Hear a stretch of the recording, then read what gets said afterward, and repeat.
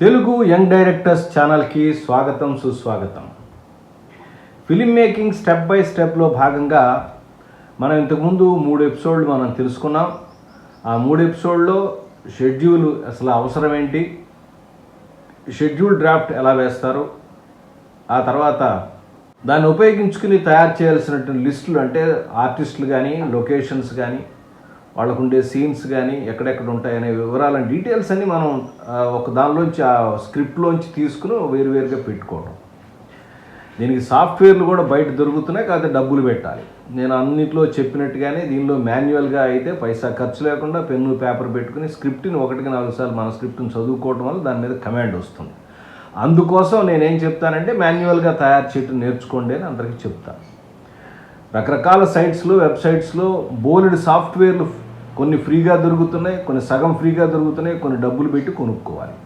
అంత సామర్థ్యం మనం ఉంటే ఓకే, మనం ఆ సైడ్కి వెళ్ళొచ్చు. లేదా సింపుల్గా మనం ఎక్సెల్ షీట్లు తయారు చేసుకుని మనం పద్ధతులు కూడా తయారు చేసుకోవచ్చు. ఈ షెడ్యూల్ వేసినప్పుడు ఏ రోజు ఏ ప్రోగ్రామ్ ఇవ్వాలి, ఎవరెవరికి ఎట్లా చెప్పాలి అనే దానికి కూడా ఒక్కొక్కళ్ళు, సపోజ్ ఫర్ ఎగ్జాంపుల్ ఒక డిపార్ట్మెంట్, ఆర్ట్ డిపార్ట్మెంట్కి ఏదైనా రాయాలనుకోండి, ఒక లిస్ట్ ప్రొఫార్మా చేసి దాని నుంచి ఒక బుక్ లాగా తయారు చేసి దాని నుంచి ప్రతిరోజు రాసి ఇచ్చే విధానం కూడా పెట్టుకుంటారు. అలాగే డిఫరెంట్ డిపార్ట్మెంట్స్ అంటే ఆర్టిస్టుల లిస్ట్కి ఒక బుక్కు అంటే ప్రింట్ చేసి పెట్టుకుంటారు. అంటే ప్రొడక్షన్ హౌస్ యొక్క కెపాసిటీ, అంటే ఆర్థికమైన పరిస్థితిని బట్టి తయారు చేస్తారు. ఏమీ లేకపోతే చిన్న బుక్లెట్ పేపర్లు కొనుక్కొని దాని మీద పేపర్ మీద ఏ రోజుకి ఆ రోజు డేట్ వేసి ప్రొడక్షన్ నేమ్ రాసి డేటు తర్వాత లొకేషన్ రాసేసి ఆర్టిస్ట్ లిస్ట్ రాస్తారు. ఒక్కొక్క లిస్ట్ రాసిస్తారు పేపర్ మీద, చిన్న స్లిప్ మీద రాసేవచ్చు. డబ్బులుంటే ప్రింటింగ్ కూడా చేయించుకోవచ్చు. ఇదంతా ఇది ఇలాగే ఉండాలి, ఇలా ఉంటుంది, ఇలా ఉంటే బాగుంటుందని కాదు. మీ దగ్గర ఉన్నటువంటి డబ్బును బట్టి, మీకున్న వెసులుబాటుని బట్టి, ప్రొడ్యూసర్ యొక్క అవసరాన్ని బట్టి, ప్రొడ్యూసర్ యొక్క ఆర్థిక పరిస్థితిని బట్టి, మీ ప్రొడక్షన్ బడ్జెట్ని బట్టి ఇవన్నీ కూడా నిర్మాణం అయి ఉంటాయి. సో నేను ఆ డీటెయిల్స్లోకి ఏమంటే ఇవి దొరుకుతాయి కదా, ఇలాంటివి మనం ఎందుకు చెప్తున్నారు, ఇలా ఇట్లాంటివన్నీ విమర్శలు ఉపయోగం లేదు. నేను చెప్పేది అంటే బిగినర్స్కి ఏదో ఒక స్క్రిప్ట్ రాసుకున్నారు, చిన్న ఫిలిం తీద్దాం అనుకున్నారు, లేదా ఒక చిన్న ప్రొడ్యూసర్ దొరికాడు, ఒక ₹1 కోటి 2 కోట్లు చిన్న బడ్జెట్లో అంతా వాళ్ళు తీద్దాం అనుకున్నారు. వాళ్ళకి అవగాహన కలగటం కోసం, అసలు సినిమా ఇండస్ట్రీలోకి వద్దాం అనుకునే వాళ్ళకి అవగాహన కలిగించడం కోసం చేసే ప్రయత్నం తప్పితే టాప్ మోస్ట్ పెద్ద ప్రొడక్షన్ హౌసెస్ చేసేవన్నీ కూడా ఇలా పట్టుకుని ఒక చిన్న పెన్ను పెన్సిల్ పెట్టిన పేపర్లు పెట్టుకుని చేసుకుంటారంటే వాళ్ళకుండే సామర్థ్యం, వాళ్ళకుండే మ్యాన్ పవర్ని బట్టి ఆధారపడి ఉంటుంది. దాని గురించి నేను విమర్శల్లోకి వెళ్ళను, అది మనకు అనవసరం. ఎందుకంటే ఆ స్థాయికి మనం వెళ్ళిన తర్వాత మీకే అర్థమవుతుంది. సో బిగినర్స్ కంటే కష్టం, కానీ కొంచెం అనుభవం వాళ్ళకి ఎన్నైనా చేయొచ్చు. కొద్దిగా అనుభవం వచ్చిన తర్వాత దాని నుంచి మనం రకరకాలుగా డెవలప్ చేయొచ్చు మనం కూడా. సో అది గుర్తుపెట్టుకుని మనం వెళ్దాం. అయితే ఈ ఫిలిం షెడ్యూల్ వేసేటప్పుడు ఎవరెవరికి అవసరం అవుతాయి మనకంటే, మనకి ముఖ్యంగా 3 రంగాలు ఉన్నాయి మనకి. ఆ 3 రంగాలు ఏంటంటే, ఒకటేమో ఫిలిం, రెండవది టెలివిజన్, మూడవది అడ్వర్టైజ్మెంట్స్ అండ్ డాక్యుమెంటరీస్.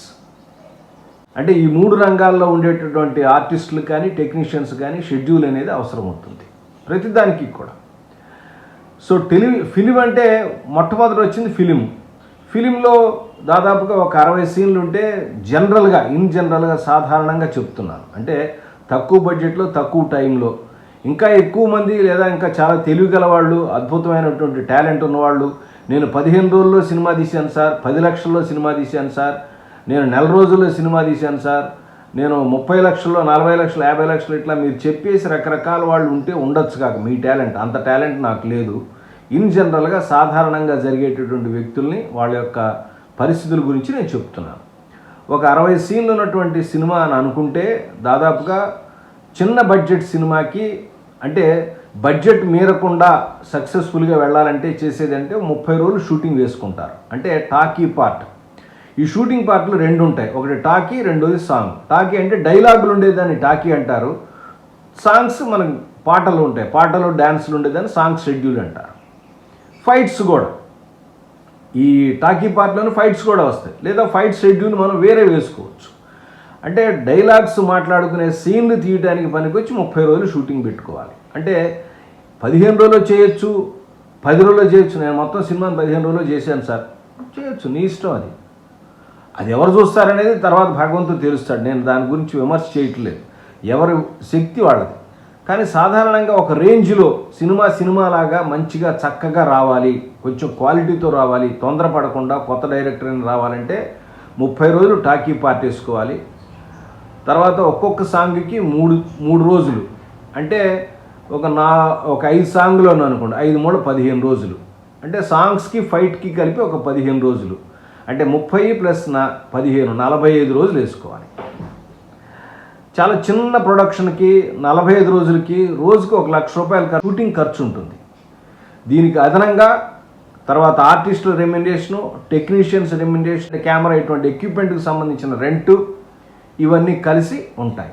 దాని బడ్జెట్లో మీరు వేసుకోవచ్చు. అది బడ్జెట్లో నేను డిస్కస్ చేశాను, మీరు కావాలంటే డౌట్ చూసుకోండి. కాబట్టి షెడ్యూల్ వేసుకునేటప్పుడు సుమారుగా ఒక చిన్న సినిమాకి, అంటే ఇదివరకంటే చిన్న సినిమా అంటే 50-20 లక్షలు లేదు, ఇప్పుడు 1 కోటి నుంచి 4 కోట్ల మధ్యలో ఉన్నదాన్ని చిన్న సినిమా అంటున్నారు. ఇంకో 2-3 ఏళ్ళు పోయిన తర్వాత దీని వాల్యూ మారిపోవచ్చు, అంటే 10 కోట్లు పెట్టి తీసేది ఒక చిన్న సినిమా అన్న ఆశ్చర్యపోవక్కర్లా. ఎందుకంటే ఒక 10-15 ఇయర్స్ 20 ఇయర్స్ బ్యాక్ చిన్న సినిమా అంటే ఒక 30-40 lakhs ఉన్నది. తర్వాత ఒక 40-50 ఇయర్స్ బ్యాక్ సినిమాని అంటేనే ఒక 20 లక్షల్లో పెద్ద సినిమా 20 లక్షల్లో పెట్టి తీశారు సార్ అని అంటారు. లేదా అప్పట్లో 4 కోట్లు చాలా పెద్ద బడ్జెట్, హెవీ బడ్జెట్ అంటారు, 4 కోట్లు చిన్న సినిమా అయిపోయింది. అందుకని బడ్జెట్ వివరాలు అనేవి పరిస్థితులను బట్టి, ఆర్థిక పరిస్థితులను బట్టి, మన ఇన్ఫ్లేషన్ బట్టి మారిపోతూ ఉంటాయి రేట్లు. మనకి మా చిన్నప్పుడు బియ్యం కిలో ₹1 ఉండేది, ఇప్పుడు కిలో ₹60 అయింది. అదేంటంటే ఎట్లా కుదురుతుంది? సో ఒక్కొక్క దేశాన్ని బట్టి ఒక్కొక్క పద్ధతులు ఉంటాయి, అది మనం తెలుసుకోవాల్సిన విషయం. కాబట్టి షెడ్యూల్ విషయంలో వేసుకునేది ఎన్ని రోజులు వేసుకుంటారంటే ఒక 45 రోజులు వేసుకుంటారు. చెప్పానుగా 30 రోజులు టాకీకి, ఫైట్స్కి సాంగ్కి కలిపి 15 రోజులు. అంటే ఇంకా ఎక్కువ టైం పడుతుంది. ఇంకా తక్కువలో కూడా ఈ 45 రోజుల్లో బాగా day and night hard work చేసి, చాలా అద్భుతంగా వర్క్ చేసి, తక్కువ రోజుల్లో ఒక 40 రోజులు చేసామనుకోండి, టేబుల్ మీదే అతను కనీసం ఒక 10 లక్షలు 15 లక్షలు ప్రొడ్యూసర్కి మిగులుతాయి. ఇలా కూడా చేసేవాళ్ళు కూడా ఉన్నారు. సో ఇది జనరల్గా షెడ్యూల్ ఎన్ని రోజులు వేస్తారనే విషయానికి, ఏ రంగాల్లో షెడ్యూల్ ఉపయోగిస్తున్నారనే విషయాన్ని మీకు నేను చెప్పాను. తర్వాత వచ్చే రెండో అంశం ఏంటంటే షెడ్యూల్ అనేది ఏ బేసిస్ మీద వేస్తారు. ఈ షెడ్యూల్ వేసేటప్పుడు 3 అంశాలని పరిగణనలోకి తీసుకుని నేను షెడ్యూల్ చెప్తున్నాను. 1 ఆర్టిస్టులను బట్టి షెడ్యూల్ వేయటం, 2 లొకేషన్ బట్టి షెడ్యూల్ వేయటం, 3 మీ దగ్గర ఉన్న బడ్జెట్ని బట్టి, మీకున్న ఫెసిలిటీస్ని బట్టి. ఈ 3 మనం తెలుసుకుంటే ఏదైనా ఒక చిన్న సినిమాని మనం షెడ్యూల్ వేయచ్చు, అర్థం చేసుకోవచ్చు. ఈ 3 ఏంటి, వాటి యొక్క డీటెయిల్స్ ఏంటో మనం తెలుసుకోవడానికి ప్రయత్నిద్దాం. మొట్టమొదటిది ఆర్టిస్టులు. ఇవి జనరల్గా ఏం చేస్తారు ఆర్టిస్టులు అనేది, పెద్ద ఆర్టిస్టులు స్టార్లు ఉన్నవాటి దానికి ఉపయోగిస్తారు. స్టార్లు అంటే పెద్ద సపోజ్ ఫర్ ఎగ్జాంపుల్ ఇప్పుడున్న పరిస్థితులు మహేష్ బాబు లేదా జూనియర్ ఎన్టీఆర్ అని చెప్పుకోవచ్చు. అలాగే ఒక్కొక్కసారి స్టార్ డైరెక్టర్స్ కూడా వేస్తారు. ఇప్పుడు రాజమౌళి ఉన్నాడు, రాజమౌళి షెడ్యూల్ బట్టి మిగతా వాళ్ళంతా నడుస్తారు. సో ఇక్కడ టెక్నీషియన్ కానీ ఆర్టిస్ట్ యొక్క డేట్స్ని బట్టి షెడ్యూల్ నిర్ణయించబడుతుంది. అంటే సపోజ్ ఫర్ ఎగ్జాంపుల్ నేను ఎగ్జాంపుల్ చెప్తున్నాను, ఒక జూనియర్ ఎన్టీఆర్ లేకపోతే మహేష్ బాబు లేకపోతే ఇంకొక పెద్ద ప్రముఖ ఆర్టిస్ట్ ఎవరైనా బాలకృష్ణ గారు, రవితేజ, పెద్ద ఆర్టిస్టులు డేట్స్ ఇచ్చారు. ఒక 15 రోజులు, నెక్స్ట్ మంత్ ఒక 15 రోజులు చేసుకోండి అన్నారు. సో ఈ 15 రోజుల్లో ఆయనతో ఏం మ్యాక్సిమం వర్క్ చేయాలో అవన్నీ కూడా షెడ్యూల్లో వేసుకుంటా చేస్తారు. లేదా ఒక 6 నెలల తర్వాత నేను వరుసగా ఒక 10 రోజులు ఇస్తానయ్యా, తర్వాత నెక్స్ట్ ఒక 15 days గ్యాప్ తీసుకుని మళ్ళీ ఒక 10 రోజులు ఇస్తాను, ఇట్లా 3 సార్లు 30 రోజులు సినిమా కంప్లీట్ చేసుకోండి అని ఒక ఆర్టిస్ట్ చెప్పాడు అనుకోండి. అంటే ఆ ఆర్టిస్టుతో ఆయన ఇచ్చిన డేట్లో అతని వర్క్ని కంప్లీట్ చేయాల్సినంతగా షెడ్యూల్ వేసుకుని మిగతావి ఆయన లేనప్పుడు షెడ్యూల్ ప్లాన్ చేసుకుంటారు. ఇది చేసే పద్ధతి. మీకు అర్థమైంది అనుకుంటాను.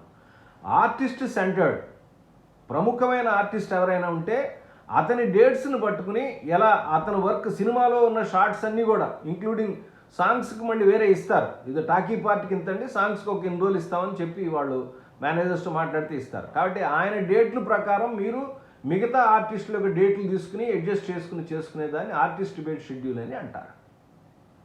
ఇది చిన్న కొత్తగా ఆర్టిస్టులు మనం చెప్పుకోక్కర్లేదు. ఫేమస్ ఆర్టిస్టులు కానీ ఫేమస్ డైరెక్టర్లు కానీ. సో డైరెక్టర్స్ డేట్ ఇంపార్టెంట్ అనుకోండి, మిగతా వాళ్ళందరూ దానికి అడ్జస్ట్ అవుతారు. ఇప్పుడు రాజమౌళి సినిమా తీస్తున్నాడు, ఆయన మహేష్ బాబు గారు సినిమా చెప్పాడు, దాదాపు 4-5 ఏళ్ళు పడుతుంది సార్ అంటే ఆయన బ్లాక్ చేసి కూర్చున్నాడు. సో ఆయన క్యారెక్టర్ కావాల్సిన వాళ్ళందరూ తీసుకుంటారు. ఆయన ఒకవేళ ఆయన సినిమాలో పనిచేయాలని వాళ్ళు ఏం చేస్తారు, మిగతా వాటిని అడ్జస్ట్ చేసుకుని దానిలోకి ఆయన డేట్లు ఇచ్చేస్తారు. సో ఇది ఆర్టిస్టులతో లేదా ఫేమస్ వ్యక్తులతో సినిమా చేసినప్పుడు తీసుకునేటువంటి పరిస్థితి. సో షెడ్యూల్ వేసుకునేటప్పుడు ఇది ఒక నిర్ణయం. తర్వాత రెండవది వచ్చేసేసి లొకేషన్ బట్టి. సపోజ్ ఫర్ ఎగ్జాంపుల్ ఒక పెద్ద సెట్ వేశారు, ఓ 10 కోట్లు పెట్టో, ఒక 15 కోట్లు 20 కోట్లు పెట్టి ఒక పెద్ద సెట్, గ్రామం సెట్ వేశారు. ఆ సెట్టు ఆ ప్లేస్లో ఎంతకాలం ఉండాలో అంతే ఉంటుంది. సపోజ్ ఏదైనా ప్రైవేట్ ల్యాండ్ అనుకోండి, మనం అట్టు పెట్టుకోవచ్చు, ఎన్నాళ్ళే అట్టు పెట్టుకోవచ్చు, మన ఆస్తి కాబట్టి మనం మట్టి అయిపోయేదాకా అట్టు పెట్టుకోవచ్చు. అలా కాకుండా ఒక స్టూడియోలో వేశారనుకుందాం, స్టూడియోకి రోజుకి ఇంతని కట్టాలి, రెంట్ కట్టాలి. తర్వాత ఆ స్టూడియో దాన్ని సెట్ని మెయింటైన్ చేసుకోవాలి, వర్షాలు రాకుండా పడిపోకుండా మెయింటైన్ చేసుకోవాలి. మెయింటైన్ ఖర్చు అవుతుంది, స్టూడియో రెంట్ అవుతుంది.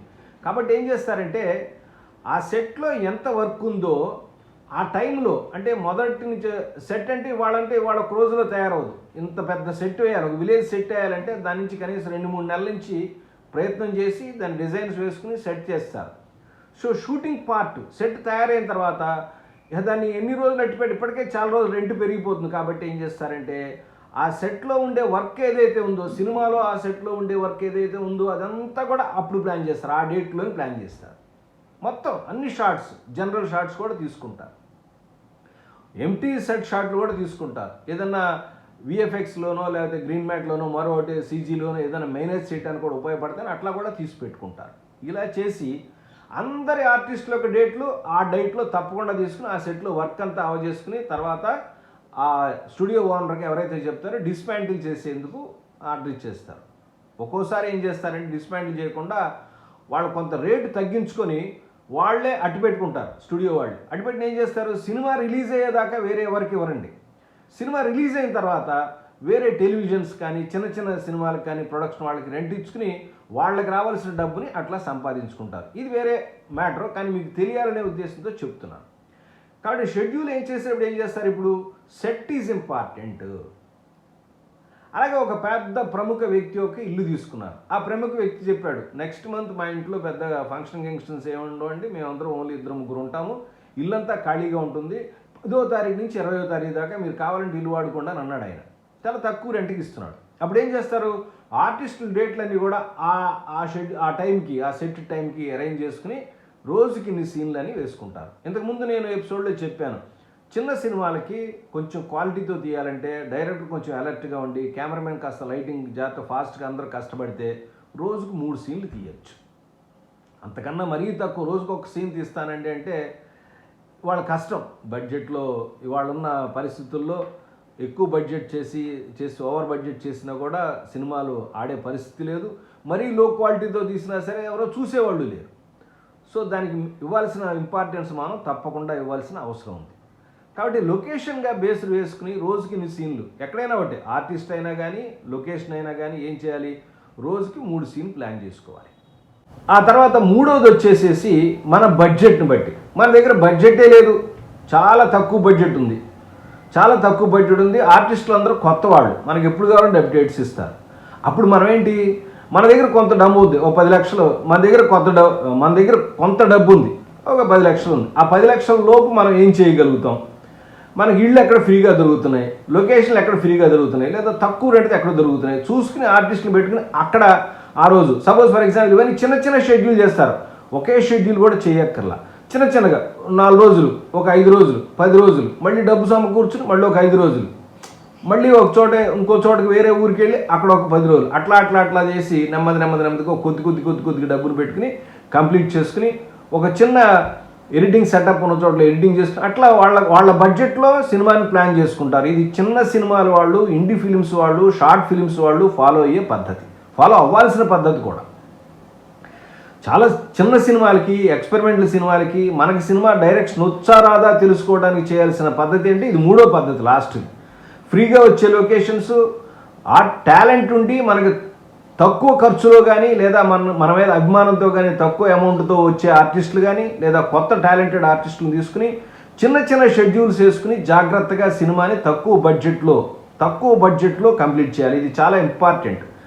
చిన్న సినిమాలకు కానీ, ఎక్స్పెరిమెంటల్ సినిమాలకు కానీ, ఇండీ ఫిల్మ్స్ కానీ ఏ సినిమాకైనా బడ్జెట్ ఓవర్ అయిందంటే మాత్రం దాన్ని రిలీజ్ చేయడం అనేది అసంభవమైన కార్యక్రమం. దాన్ని మనం నెత్తిరేసుకుని మన ఇంట్లో వాళ్ళు మనమే చూడాలి. కాబట్టి సినిమా షెడ్యూల్ వేసేటప్పుడు ఈ 3 విషయాలను గుర్తుపెట్టుకుంటారు. అంటే ఏం చెప్పాను, ఒకటి ఆర్టిస్టులు, లొకేషను, బడ్జెట్ను పెట్టుకుని వాళ్ళు షెడ్యూల్ వేసుకుంటారు. ఇన్ జనరల్గా చెప్పేటప్పుడు రోజుకు 3 సీన్లు ప్లాన్ చేస్తారు. అంటే దీనిలో గుర్తుపెట్టుకోవాల్సింది అంటే కాల్ షీట్.